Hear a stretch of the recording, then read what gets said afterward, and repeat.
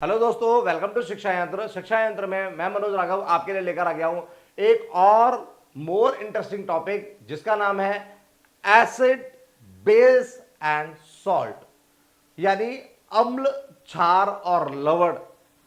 ये content cover होता है 10th क्लास केमिस्ट्री चैप्टर 2 में। चलिए दोस्तों, बिना देर किए समझते हैं इनके बारे में। आप यहां इन रिएक्शंस को देख रहे हैं। इन रिएक्शंस को देखने के बाद में आपको कुछ कुछ समझ में आ रहा होगा कि जब बच्चे लोग खट्टा या कड़वा खाते हैं तो उनके रिएक्शंस किस तरह के होते हैं, और जब खट्टा और कड़वा जो है वो दोनों के दोनों अगर एक मजेदार कॉम्बिनेशन के अंदर में हो तो रिएक्शन किस तरह के होते हैं। ठीक है, अब ये रिएक्शंस आते क्यों हैं और कैसे आते हैं और किसकी वजह से आते हैं वो देखते हैं। देखिए, एसिड्स, ये सब रिएक्शंस यहां जो दिखाई जा रहे हैं ये कवर कर रहे हैं एसिड्स को। एसिड के बारे में अगर हम जानकारी लें तो एसिड के बारे में हमें क्या जानकारी मिलती है? जो चीजें which are substances which are salt to taste, जो टेस्ट में खट्टे होते हैं, have acidic ingredients and their solutions are acid. उनके पास में जो चीजें खट्टी होती है स्वाद में, उनके अंदर में एसिड इंग्रेडिएंट होता है, यानी एसिड जो है वो समावेशित होता है, एसिड से वो बने होते हैं।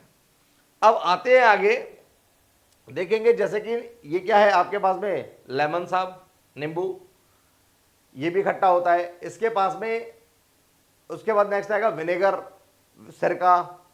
अब उसके बाद नेक्स्ट आप देखेंगे ये हमारे पास में टैमरिंड, ठीक है, टैमरिंड, ये इमली। आगे आप देखेंगे टोमेटो, ये आजकल इनके हाव भाव दोनों बहुत ज्यादा बढ़े हुए हैं। सो आप देखेंगे इन सभी के अंदर में क्या एसिड अवेलेबल है, जैसे कि लेमन के साथ सिट्रिक एसिड अवेलेबल होता है। आप विनेगर में देखेंगे तो ये सिट्रिक एसिड का फॉर्मूला हो गया, ठीक है। आगे देखेंगे आप विनेगर में एसिटिक एसिड अवेलेबल होता है, प्रेजेंट होता है, CH3COOH। आगे देखेंगे टैमरिंड के बाद टार्ट्रिक एसिड होता है। टार्ट्रिक एसिड का फॉर्मूला रहेगा C4H6O6। आगे आप देखेंगे टोमेटो के अंदर में होगा ऑक्सैलिक एसिड, और ऑक्सैलिक एसिड का फॉर्मूला क्या होगा, दैट इज C2H2O4। तो इस तरह से आपने देखा ये जितने भी हमारे पास में ये सब्सटेंसेस अवेलेबल है, ये सभी के सभी बाय टेस्ट खट्टे होते हैं, सॉरेन टेस्ट होते हैं, और उनके अंदर में अलग अलग प्रकार के एसिड अवेलेबल है, citric acid, acetic acid, tartaric acid, oxalic acid, और इन सभी के फॉर्मूलाज। इनको नोट डाउन करके याद करना नहीं बोलना है। स्क्रीन से मैं इसलिए हटाऊं कि आप इनका स्क्रीनशॉट लेने के बाद में इनको पढ़ भी सकें। चलिए बच्चे, आपको ये क्लियर हो गया कि खट्टी चीजें अम्ल होती हैं, ठीक है। आगे देखते हैं। अब एसिडों के नाम नहीं बदलेंगे, हिंदी वाले सिट्रिक को सिट्रिक ही लिखेंगे, अम्ल लिख लेंगे, सिट्रिक अम्ल, एसिटिक अम्ल, टार्ट्रिक अम्ल, ऑक्सैलिक अम्ल, ठीक है।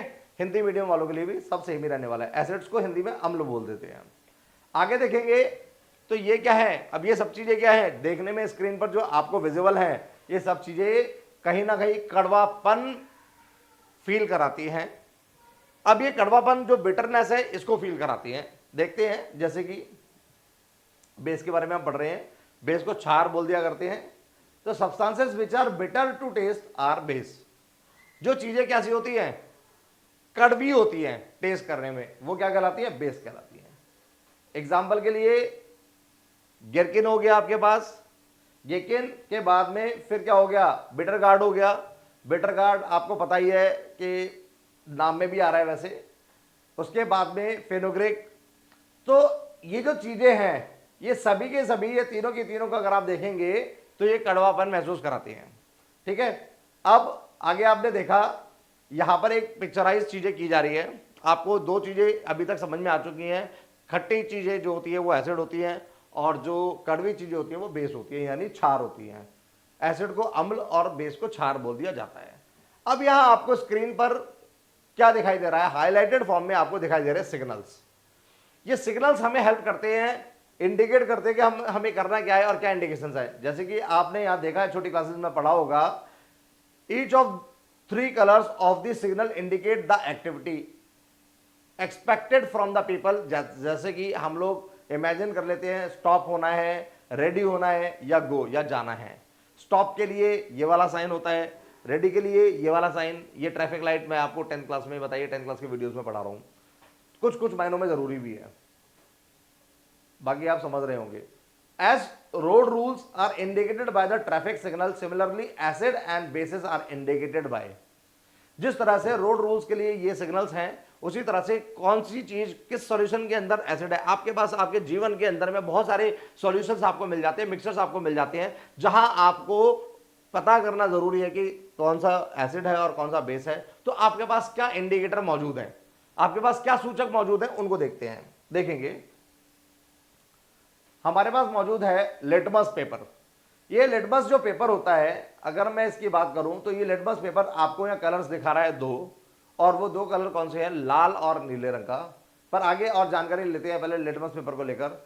द एसिडिक और basic nature of the compounds can also be indicated by some natural as well as chemical substance known as indicators.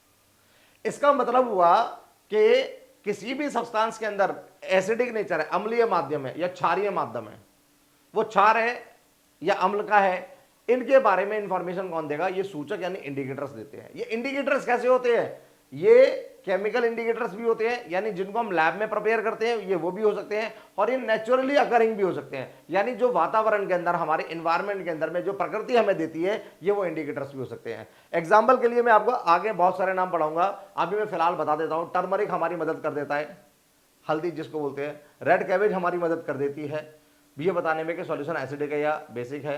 उसके अलावा हमारे पास अनियन, क्लोव्स, क्लोव्स का होना लौंग, ठीक है ना, या वनीला, जो आइसक्रीम्स में आप फ्लेवर ज्यादा लेते हो।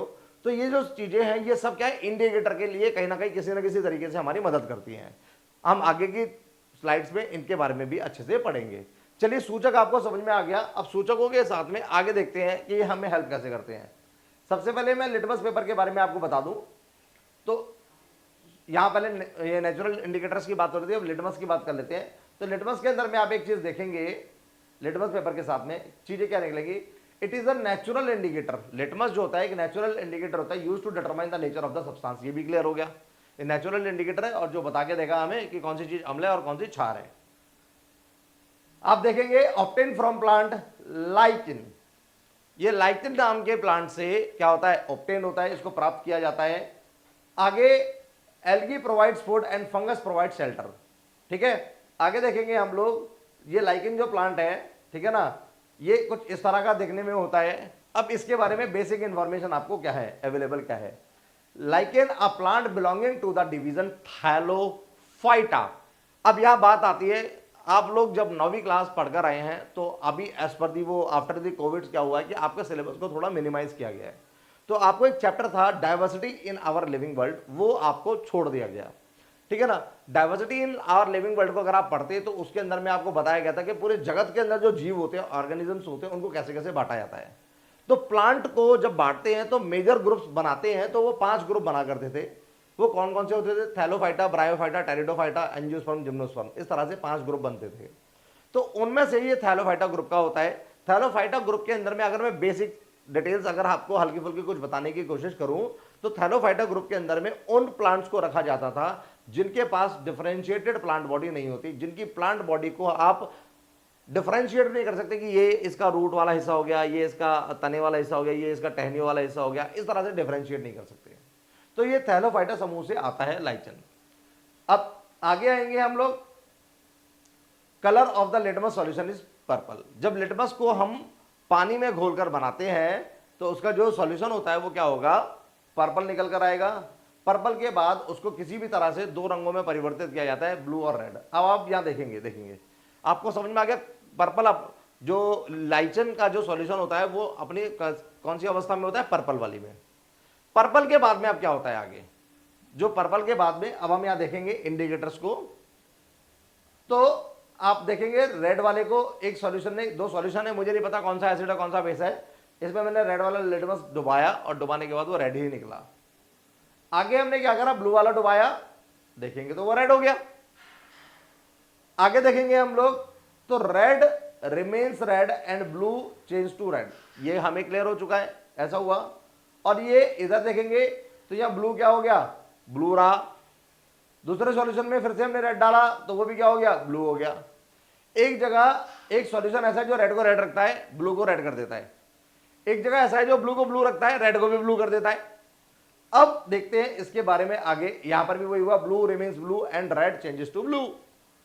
अब इस तरह से आपको यहां क्या समझने को मिलता है, ये जो एसिड है, ये एसिड क्या करता है, changes the colour of blue litmus to red. ये रेड को रेड जो रखता है और ब्लू को रेड जो कर देता है वो कौन होता है, एसिड होता है। एसिड यानी अम्ल होता है।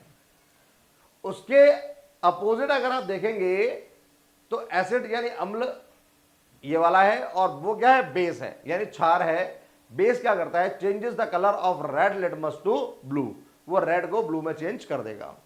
इस तरह से एक इंडिकेटर ने आपके लिए इस तरह की जानकारी, मतलब यहां से आपको समझ में आया कि इंडिकेटर किस तरह से बताता है कि कौन सी चीज एसिड होती है और कौन सा बेस होती है। आगे की जो नेक्स्ट वीडियो है मैं उसमें लेकर आऊंगा कि आपके पास नेचुरल इंडिकेटर्स कौन कौन से हैं, और वो नेचुरल इंडिकेटर्स जो है, ये प्राकृतिक सूचक जो है, वो किस किस तरह से आपको मदद करते हैं एसिड और बेस को पहचानने में। उसके साथ में हम पढ़ेंगे सिंथेटिक इंडिकेटर, यानी जो हमने लैब में बनाए हैं। लैब में बने हुए हमारे पास में सूचक कौन कौन से हैं और वो हमें किस तरह से हेल्प करते हैं। उसके लिए नेक्स्ट वीडियो देखिए बेटा। जो डायरेक्टली नेक्स्ट वीडियो पर आएगा उसको समझ में आना थोड़ा थोड़ा गड़बड़ हो जाएगा, इसलिए इस वीडियो को ढंग से देखना जरूरी है। कीप लर्निंग, कीप प्रैक्टिसिंग, जरूरतमंद लोगों तक जरूर पहुंचा दें।